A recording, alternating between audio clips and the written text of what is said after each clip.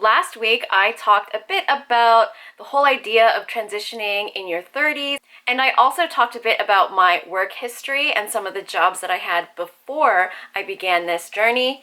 And today, I'm going to talk about how I got introduced to UX design, the courses that I took before I really dove in, and I'm going to talk about what happened in my life that made me really want to take this transition seriously. It has something to do with the pandemic and also something to do with a boy.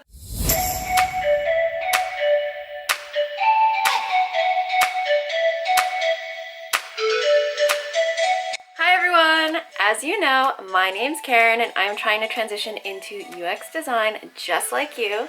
And if you aren't already, please do subscribe, like, and comment. I really do read all of the comments and I love everything that you guys have to say, so don't be shy. How did I get interested in UX design? How did I learn about UX design? Honestly, it all started with my addiction with travel.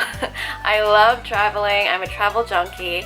And I knew that when I returned back to Canada after my time overseas, I wanted to try and find a job that had some form of remote work or opportunities for remote work. And so I looked into tech. And I attended a part-time after-hours bootcamp with a company called Ladies Learning Code, and this was a paid bootcamp, but it was worth the money. It was twice a week for about 3 hours, and we kind of covered all of the introductory stuff that you need to learn in terms of HTML, CSS, and JavaScript, and I actually really enjoyed it. I loved that there was a creative aspect to this field, as well as the fact that you could create something from absolutely nothing. There's nothing cooler than like typing in a few lines of code and then seeing something amazing appear. At some point I did also take courses with a company called Codecademy. This is completely online, and for me, I actually did it for free. Usually you have to pay a monthly subscription to have access to the courses, but I had 3 months free because during the start of the pandemic, they were offering scholarships to people, and I applied and I got it. And so I did a certification with them. But, and there's a but here, as much as I did enjoy web development and coding, it didn't come as naturally to me as I would have liked. I found that I wanted to like bang my head against the computer screen a lot. And during this time, I actually was attending a lot of free workshops and webinars on other things in tech like marketing, social media, UX design, UI design, just so many different fields. And I found that UX design spoke a bit more to me, and I think it's because I've always been a huge fan of social psychology. I took psychology in university, and I also have a bit of a research background, and I really do just love being able to make an impact on a real group of people or a real product. I'm sure most of you can relate to this. I wasn't taking it super seriously. I was just doing it here and there. And what changed for me was the pandemic making me unemployed. I got laid off from the position that I had been working in for the last 2 years. And so I found myself kind of like twiddling my thumbs, and I didn't want to end up like those people that, you know, when you get laid off or you're collecting employment money. I didn't want to just like sit around on my ass, get fat, be lazy, and let my neurons die. So I decided that I wanted to try and, you know, pick things up a bit, learn a bit more, and it just so happened that one day I was browsing on LinkedIn, and then I came across a company called Like-Minded Females, also known as the LMF Network. And at the time, they were looking for mentees for a mentorship program. It was a 6-month program where a mentee got paired with a mentor. Most people got paired with a mentor that was in the field that they were looking to get into.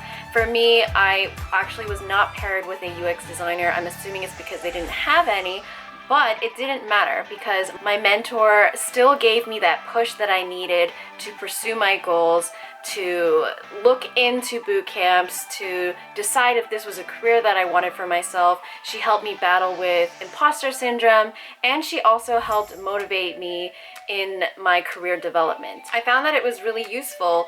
You know, before the mentorship program, I knew for several months that one of the things that I had to do was to look at all of the boot camps that were being offered to me and comparing them and deciding if it was something that I was willing to pay for. And I didn't do it. But when I was in the mentorship program, I had somebody to keep me accountable. And so I was actually able to do it within my first month of being in the program. I made this huge spreadsheet comparing a bunch of different schools and a bunch of different boot camps, their prices, their offerings, how many projects they do, everything. I was actually able to decide, like, do I want to pay for this? And in the end, I decided I do not. So as you know, I'm on a journey at the moment to try and transition for as little money as possible and taking as many free courses as I can. If you would like access to that document, I will link it below for you. Honestly, joining the LMF Network mentorship program, it was actually like the best thing that could have happened to me during the pandemic, because it really opened my eyes to a whole new world. And I found myself being surrounded by people, but mostly women who were driven, women who were career oriented. And I think up until this point, I had never really been surrounded by women like that before. And it really inspired me, and it made me want to do better, and it gave me the motivation that I needed to really dive into things. I wanted to take a little video break today and show you the Etsy shop that I have. It's called Colorfully Crafted. I just got this order for some carbon fiber coasters, so that's what I've been working on. I just wanted to show you some of the stuff that I do outside of this channel. Alright, let's get back to it. Now this might sound a little silly, but it is the truth, so I feel like I should say it.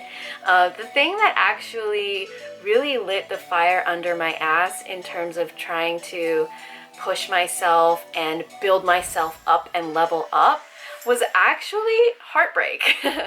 Whenever I get rejected by somebody or experience any type of heartbreak, my brain just does this thing where instead of like moping around for like 6 months, I kind of try to figure out a way to make myself a badass bitch so that they could potentially want me back or see what they lost.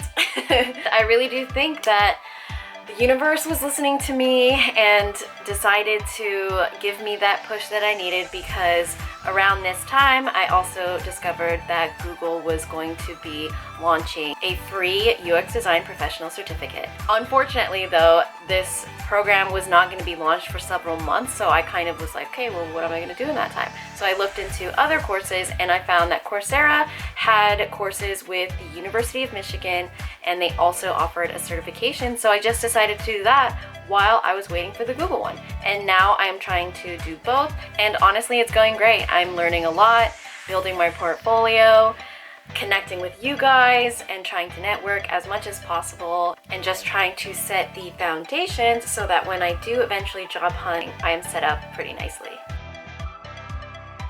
Before I wrap up this video, I did want to say a quick thank you to all of my channel subscribers and to anyone who has left a comment or private messaged me separately. I have really been enjoying the things that you guys have been saying, and it really warms my heart that you find this content meaningful and valuable.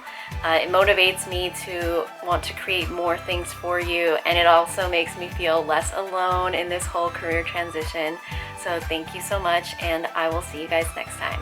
All right, bye!